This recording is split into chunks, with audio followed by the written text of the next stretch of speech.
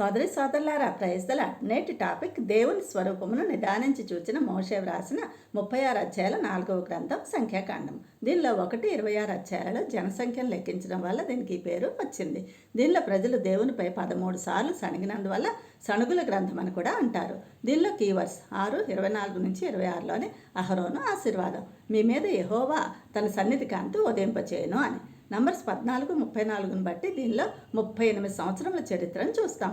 1-10 అధ్యాయాలు సీనాయి అరణ్యంలో. దీనిలో లేవి గోత్రం ఎన్నుకొనుట, చట్టాలు, నాజీరు, కానుకలు, దేవుని మేఘమును బట్టి ప్రయాణం, రెండవ పస్కా ఆచరణ చూస్తాం.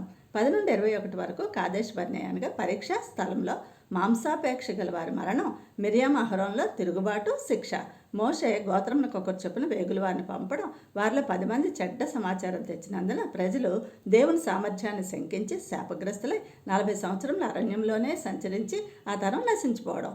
దీనిలో కనాను చేరిన హీరోలు కాలేబు, యెహోషువ మాత్రమే. మోషే ఇత్తడి సర్పమును పైకెత్తుట, అక్కడి నుండి ఇశ్రాయేలు పాపము, దేవుని కోపము, నాయకుల ప్రార్థన, దేవుని కృప అనే సైకిల్ ప్రారంభమైంది. కోరహు తిరుగుబాటు శిక్ష, తెగులు, అహరోన్ కర్ర చిగురించడం చూస్తాం. 22-36లో మోయాబు మైదానంలో బిలాము బాలాకు కథ, బిలాముకు గాడిద బుద్ధి చెప్పడం, బిలాము కుయుక్తి వలన షిత్తీంలో ఇశ్రాయేలు వ్యభిచారం, మోషే మాట తూలినందువల్ల కానాన్లోకి ప్రవేశార్హత కోల్పోవడం, యెహోషువను నాయకునిగా స్థిరపరచడం, ఆశ్రయపురంలో ఏర్పాటు వంటివి చూస్తాం. నంబర్స్లో యేసుక్రీస్తు ముంగుర్తులు 19:2లో ఎర్రని పెయ్యిలో, 21:9 యోహాను 3:14లో మోషే ఇత్తడి సర్పంలో, 24:17 ప్రకటన 2:16లో బిలాము ప్రవచనంలో యేసు కనిపిస్తారు. 1 కొరింథీ 10వ అధ్యాయం సంఖ్యాకాండంలో కామెంటరీ అని చెప్పొచ్చు.